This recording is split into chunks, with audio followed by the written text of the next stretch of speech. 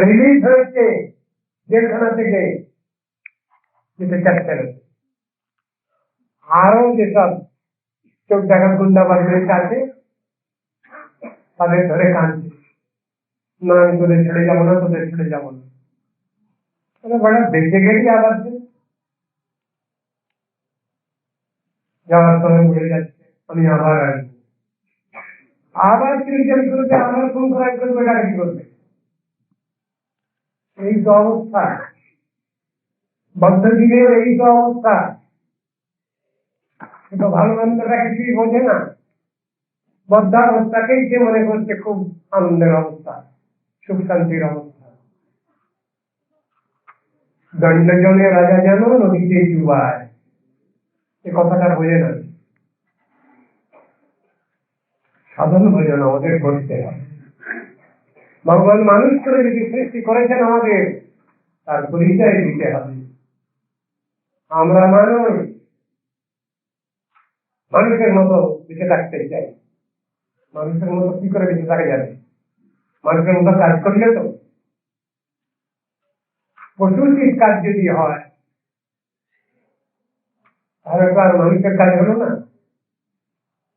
সেই জন্যই তো পরবর্তী এই কথা বলছে, মানুষ আকার হয়ে কি হয়, করহ ভূতের কাম।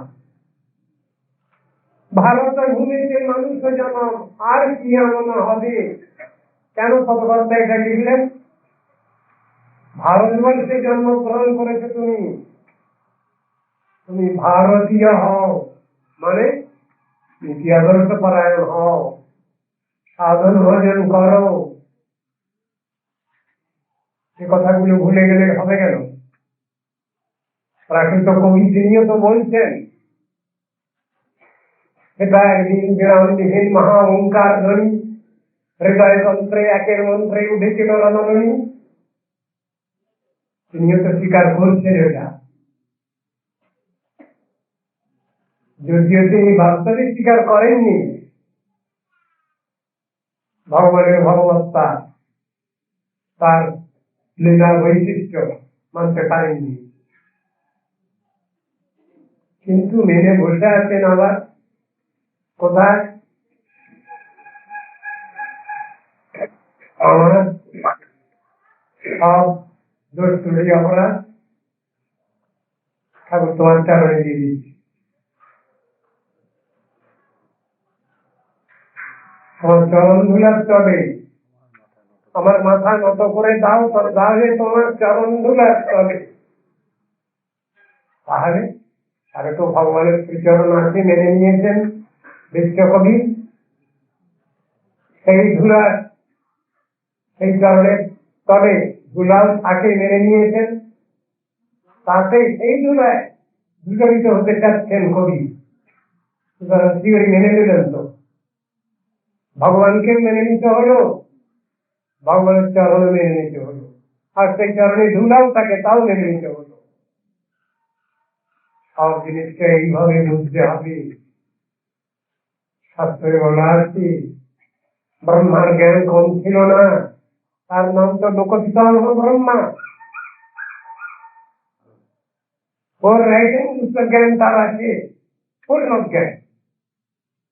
এখানে ব্রহ্মা তিনিও দেখাচ্ছেন, আমিও ভগবানের লীলা বুঝে উঠতে পারলাম না, ক্ষমা করো ঠাকুর, বড় অহংকার ছিল আমার, আমি সব বুঝে নিয়েছি, বুঝে নেবো। জানন্তু জানন্তু কিং বহুত্তানমে প্রভু মনসো বপুষো বাচো বৈভবম তপ গোচরণ। আমি পূর্ণ জ্ঞান নিয়েও তোমাকে জানতে পারলাম না, বুঝতে পারলাম না। তুমি অদৈশ্বর্য তত্ত্ব, অতীন্দ্রিয় তত্ত্ব, যে ইন্দ্রিয় বর্গ যা পেয়েছি আমরা সব ডিটেকটিভ অর্গান, কিন্তু অহংকারে মরছি আমরা। চোখ আছে, সবটা দেখতে পাই না, তার রেঞ্জ আছে, তার বাইরে দেখি না।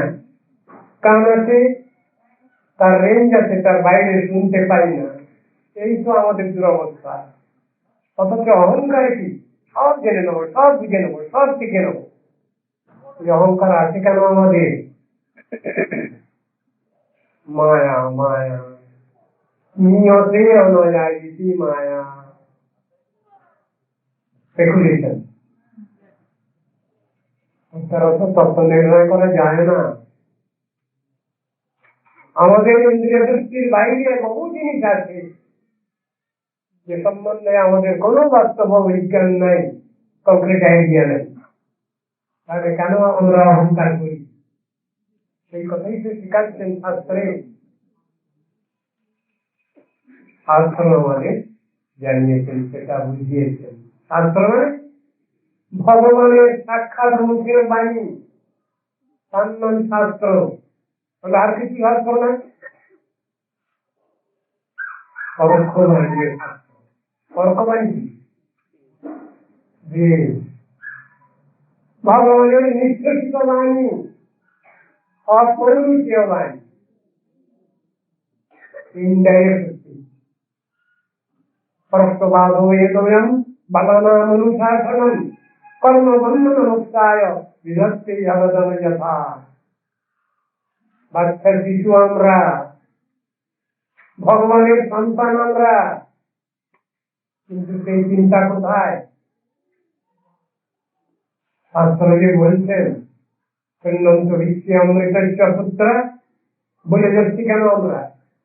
অমৃতের সন্তান আমরা, ভগবানের সন্তান। মানে তাহলে তো এই জগতের মাতা পিতা সব তো বৃথা হয়ে যায়, তারা তো মাঝখানে আছে।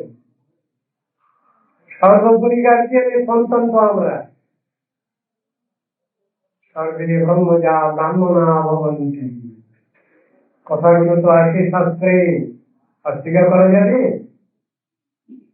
অস্বীকার করবার কোনো উপায় নেই। আমরা যদি সবাই ভগবানের সন্তান, তাহলে আবার কেউ ব্রাহ্মণ, কেউ ক্ষত্রিয়, কেউ বৈশ্য, কেউ শূদ্র, এসব কেন হচ্ছে?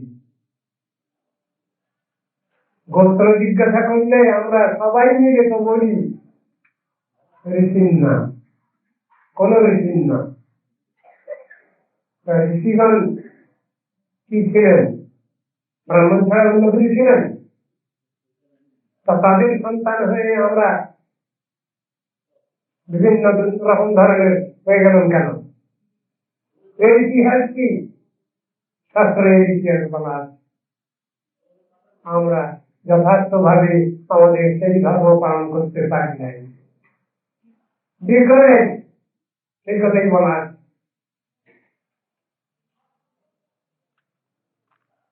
সর্বে ব্রহ্মজা ব্রহ্মণা ভবন্তি। হরিভজন করলে, সাধন ভজন করলে সবাই উন্নীত হতে পারা যায়, এই কথাই তো শাস্ত্রে লেখা আছে। কেন সেটা মানছি না? ইউনিভার্সাল ট্রুথ কেন মানি না আমরা? শাস্ত্র তো সে অধিকার দিয়ে রেখেছেন, সে অধিকার আমরা কেন মানছি না? যারা ভগবানের সেবা করবেন, ঈশ্বরের উপাসনা করবেন, তারা সবাই ব্রাহ্মণ। এই শাস্ত্রের কথা কানে কেন যাচ্ছে না? এটা ভারতের ইতিহাস আছে, বুঝাতে হবে কি হবে? আছে তো আলোচনার অভাব। আমাদের জন্য সবই করে আছে, কিন্তু আমরা ওগুলো নিয়ে আলোচনা করি না, অনুশীলন করি না। জানতে হবে, বুঝতে হবে। এই জানতে গেলে, বুঝতে গেলে একজন মেডিয়েটার দরকার। সেই মেডিয়েটারের নামই হলো সদ্গুরু। সেই কথাই শাস্ত্রে বলছি। তিনি জানিয়ে দিতে পারেন, বুঝিয়ে দিতে পারেন। গুরু তত্ত্ব অখণ্ড তত্ত্ব। গুরু বহু রকমের, শুনলেন আপনারা, দীক্ষা গুরু, শিক্ষা গুরু, ভজন গুরু, বহু রকম ধরনের, অনেক রকমের শিক্ষা গুরু, অনেক রকম ধরনের মহন্ত গুরু, চৈত্য গুরু, ক্যাটেগরি সব আছে। কিন্তু শিক্ষা তো হবে আমাদের বিভিন্ন ধরনের, এগুলো শিক্ষাগুলো তো আমাদের নিতে হবে। আমরা যদি কিছুই না স্বীকার করি, তাহলে কোথা থেকে পাবো?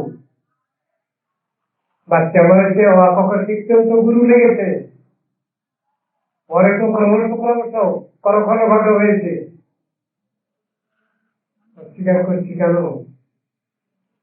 আমার থেকে যারা কিছু জেনেছেন, কিছু বেশি বুঝেছেন, তাদের তো মানতেই হয়, তাদের কাছ থেকেই তো শিক্ষা নিতে হয়। আমরা এটাকে ইগনোর করছি কেন? এটা কি বুদ্ধিমত্তা? সব জিনিসটা কি আমরা নিজেরা আমাদের ইন্দ্রিয় বৃত্তি দিয়ে যাচাই করে নিতে পারি? এ ক্ষমতা আছে? এ ক্ষমতা যাদের আছে তাদের আধ্যাত্মিক বলে। আর অবর্গবাদী মানে অবর্গবাদী বলে না। লজিক যেমন ডিডাকটিভ ইন্ডাকটিভ, এইরকম তার বিচারের মধ্যে পরমার্থ ক্ষেত্রে এইসব বিচারগুলো আছে, অস্বীকার করা যাবে না। যারা পরমার্থে প্রবেশ করছেন তাদের কথা বুঝতে পারা যায় না।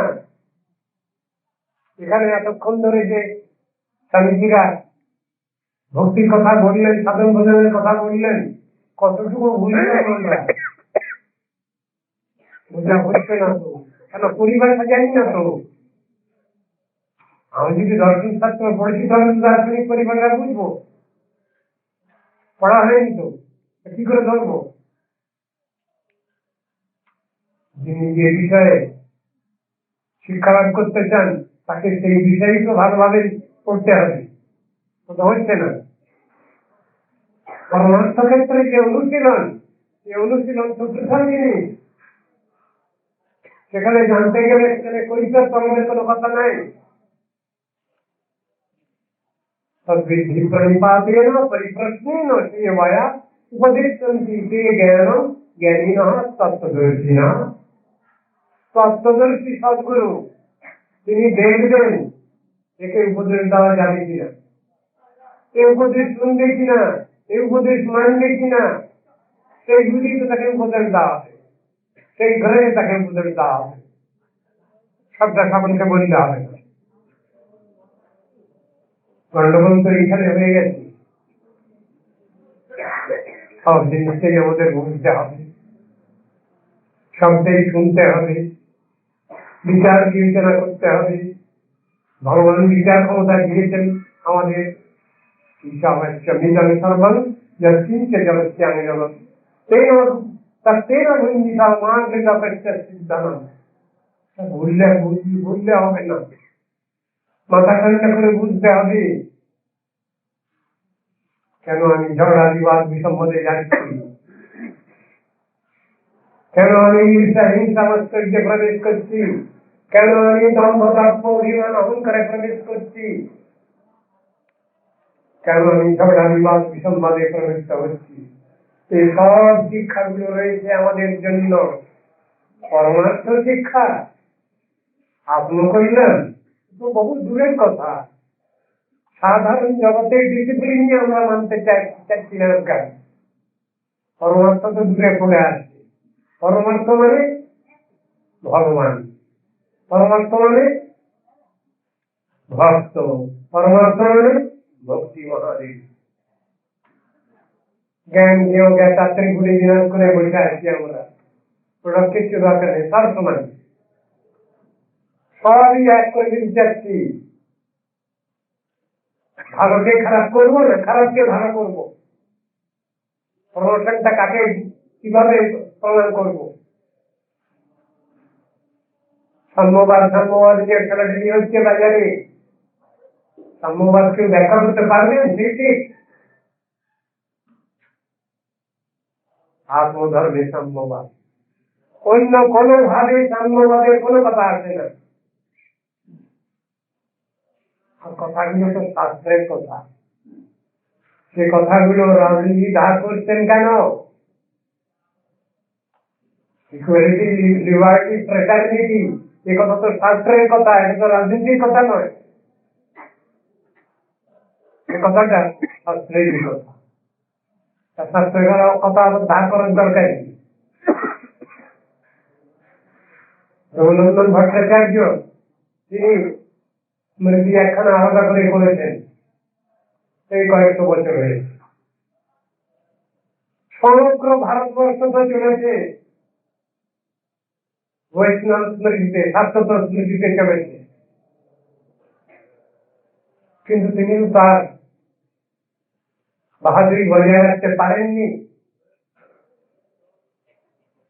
যেখানে তিনি পজিটিভ সাইড পাননি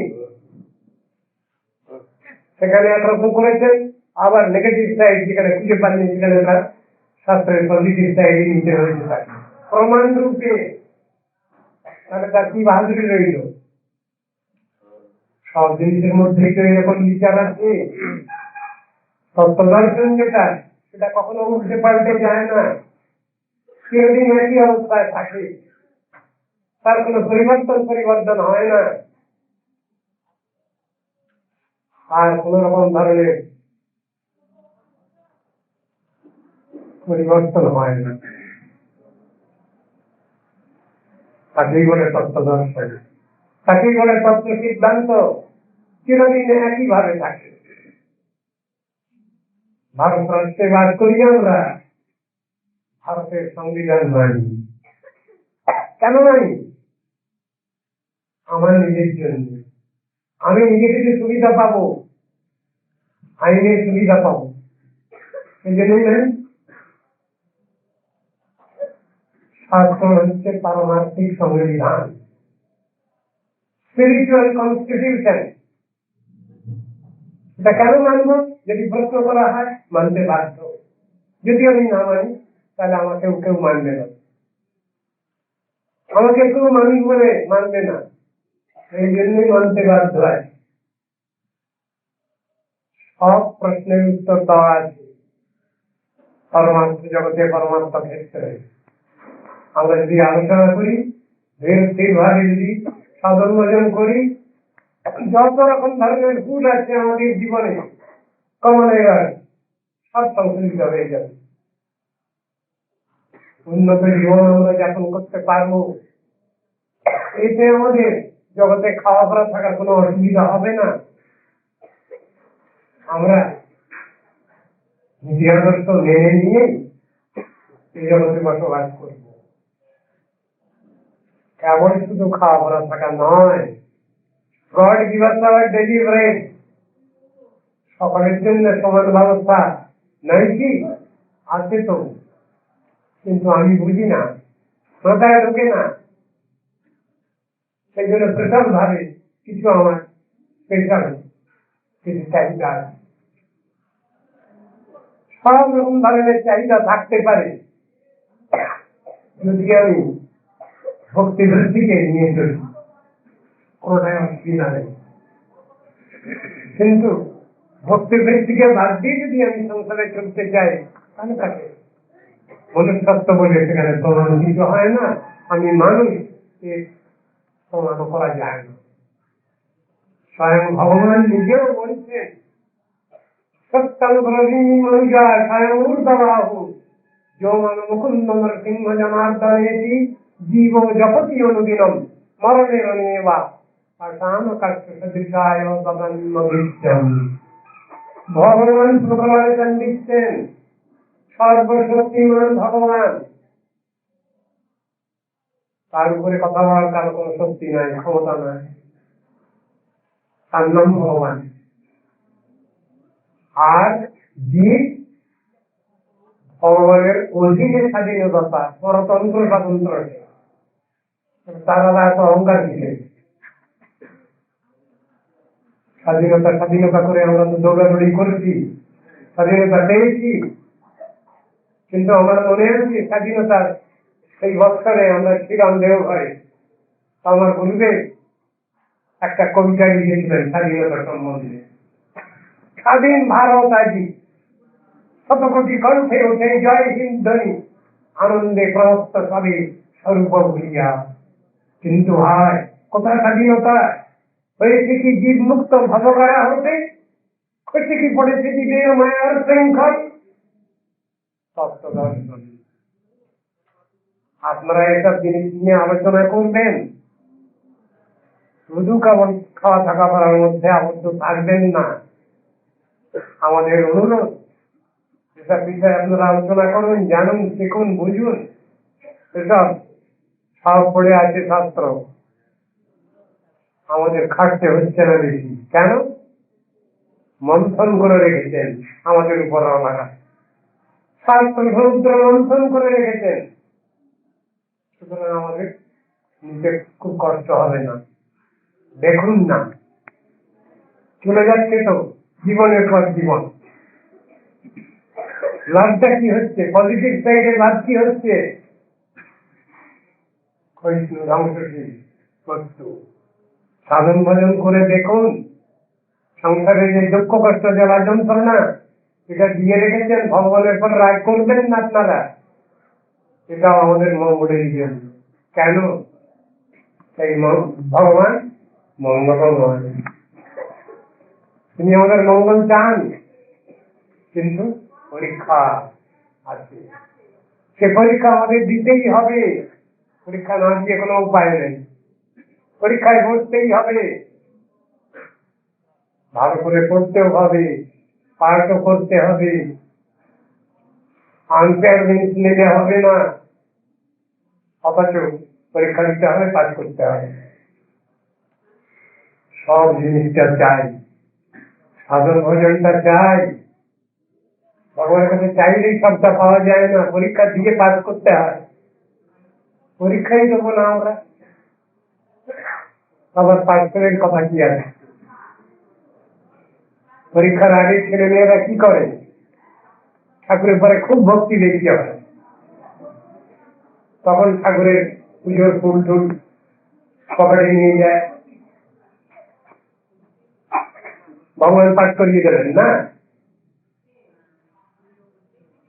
আমি সারা বছর পড়বো না, ডানকাটাগিরি করে ঘুরে বেড়াবো, আর পরীক্ষার সময় পরীক্ষা বৈতরণী পার হওয়ার জন্য তখন ঠাকুরের মানে খুব ঠাকুরের প্রতি খুব ভক্তি বাড়ে। তখন তা তো নয়। ঠিক মতো পড়তে হবে, ঠিক মতো শিখতে হবে, ঠিক মতো প্র্যাকটিস করতে হবে, পরীক্ষায় বসতে হবে, পরীক্ষা দিতে হবে। সব থেকে উপরওয়ালা পরীক্ষা কে নিচ্ছেন? ভগবান। তিনি সবই পারেন। কর্তব্য কর্তব্য ভাগ তুমি ঈশ্বর, আর সব ক্ষমতা আছে সর্বশক্তিমান ভগবান। তিনি কৃপা করেন সকলকে, আমরা বুঝে উঠতে পারি না। যিনি আমাদের দয়া করেন, স্নেহমতা করেন, তিনি শাসনও করেন, কিন্তু সেই স্নেহ শাসন আমরা বুঝে উঠতে পারি না। এর জন্যই বোধ হয় ভগবানের দুঃখ কষ্ট হয়েছে। এই হতভাগা আমরা আমাদের নিয়ে বড় মুশকিলে পড়েছেন তিনি, কিন্তু তিনি সফলতা আছে আমাদের জন্য কাঁদে। ভগবানকে কি বলা হয়? ভক্তকে বলা হয়, ভক্তকে কি বলা হয়? ভগবত ভক্তিমান। আর ভগবানকে কি বলা হয়? ভক্ত ভক্তিমান। ভগবান ভক্তকে ভক্তি করেন, আর ভক্তের দৃষ্টান্ত কি? ভগবত ভক্তিমান। কথাগুলো তো আছে। পার্বতী জিজ্ঞাসা করেছেন শিব ঠাকুরকে, কার আরাধনা করবো? চক্রে উত্তর দিয়ে দিলেন, আরাধনা সর্বেশাং বিষ্ণুর আরাধনা ফলম। কেন অন্য আরাধনা ফলম বলে দিতে পারতেন? কেন বললেন না? শিব ঠাকুর বিষ্ণুর আরাধনা কেন করতে বললেন? কৃষ্ণের আরাধনা করতে বলছেন কেন? অন্য আরাধনা করতে বলতে পারতেন তো তিনি। তিনি তো উপরওয়ালা, আমাদের গার্জিয়ান। তথাপি জিজ্ঞাসা করেছেন পার্বতীজি, এর থেকে আর কিছু বড় কথা আছে নাকি? হ্যাঁ আছে। তস্মাৎ পরপরমেদি জ্ঞানং সমর্চনম। সেই ভগবানের সেবা, যিনি বা যারা শিক্ষা দেন তাদের সেবা করা আরো বড় মাধ্যম, প্রপার মিডিয়াম এই গুরু বৈষ্ণব। এই কথাই বলা আছে। জিজ্ঞাসা করেছেন প্রথম প্রশ্নে, তুমি আমি এলাম কোথা থেকে? পার্বতীজি জিজ্ঞাসা করছেন শিব ঠাকুরের কাছে। উত্তরটা কি আছে? সেই হেতু ভূতে না হয়ে যাতা মহেশ্বরী কারণ সর্বভূতানাম এক পরমেশ্বর। এই ভগবান থেকে তুমি আমি এসেছি। উত্তরটা দিয়ে দেবেন কে? ব্রহ্মাজি দিয়ে দিলেন। বিশ্বরূপ পরম কৃষ্ণ সচ্চিদানন্দ বিগ্রহ অনাদিরাদির গোবিন্দ সর্বকারণ কারণম। দ্বিতীয় প্রশ্ন ছিল ওইটা, কার আরাধনা করবো।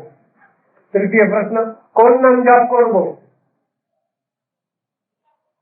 নাম জপ করার ব্যবস্থা কি সব আমরা একটা বড় বড় ব্যবস্থা হতো না।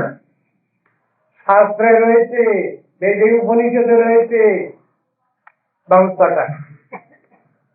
হরে কৃষ্ণ কৃষ্ণ কৃষ্ণ হরে হরে, হরে রাম রাম রাম হরে হরে। শুনতে বাংলা মনে হয় না, ওটা সংস্কৃত, সব সম্বোধনের পর।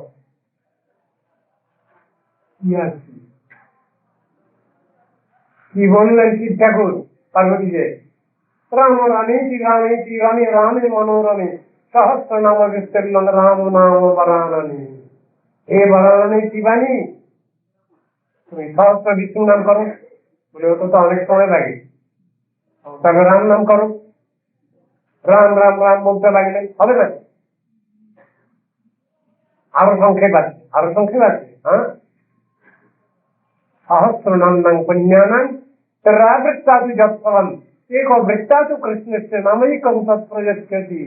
सहस्र विष्णु नामेर समान एक राम नाम, 3 राम नामेर समान एक कृष्ण नाम। সুতরাং দেখি তুমি কৃষ্ণ নাম করো। ওই কৃষ্ণ কৃষ্ণ বলতে হবে, ওরকম বললে হবে না। ওর প্রসেস আছে, প্রসিডিউর আছে। বলো হরে কৃষ্ণ কৃষ্ণ কৃষ্ণ হরে হরে, হরে রাম রাম রাম হরে হরে। সবটার মধ্যেই তো আইন কানুন আছে, প্রসিডিউর না মানলে হবে? সবটাই তো রয়েছে আমাদের। হরে কৃষ্ণ। সবটাই মানতে হবে। রাত অনেক অধিক হয়ে গেল বোধ হয়। হরে কৃষ্ণ। কাকো কিছু বলতে বললাম, কেউ তো কিছু বললেন না। আজ এখানেই থাক, রোজই তো এসব কথা নিয়ে আলোচনা হয়। আপনারা আসবেন, এখানকার স্থানীয় যারা যদি ভক্ত সমাজ আছেন তারাও আসবেন। আমার গুরুবার সব এখানে বসে আছেন, তারাও আসবেন, আমাকে কিছু শিখাবেন। আমার মনে বড় দুঃখ কষ্ট, আমি বকবক করি কিন্তু আমাকে কেউ একটু ভগবত কথা শুনেন না, হরি কথা শুনেন না। একথা আমি প্রায় বলি এদের, আমাকে কেউ একটু হরি কথা শুনেন না, কিন্তু আমাকেই বকবক করতে হয়। তা আমাকে বকবক করা শুনেছি নাকি? ঠাকুরের কথা বললে পারো, চিত্ত শুদ্ধ হয়, সবগুলো হয়, উপকার হয়, আমি সেই জন্য বলি। কিন্তু আমাকে কেউ হরি কথা তো শুনেন না। আপনারা তো কেউ আমাকে হরি কথা শুনেন না। আপনারা তো খুব নিষ্ঠুর, এই মনে করি আমি। এতদিন ধরে বললেন যে এতদিন হরি কথা, হরে কৃষ্ণ। এই কথা বললাম, আপনারা আমাকে ক্ষমা করবেন। আজ এই দিনে আমার জ্যেষ্ঠ সতীর্থ পূজ্যপাদ শ্রী বিক্রম মহারাজের সাক্ষাৎ সভায় উপস্থিতিতে আমরা বিশেষ উৎসাহিত আনন্দিত। আমার অপর সতীর্থ পূজ্যপাদ নারায়ণ মহারাজ বর্তমানে পাশ্চাত্য দেশে শ্রীমান মহাপ্রভুর প্রবর্তিত প্রেম ধর্ম প্রচারে নিযুক্ত থাকায় আজ আমরা তার সাক্ষাৎ সান্নিধ্য হতে বঞ্চিত।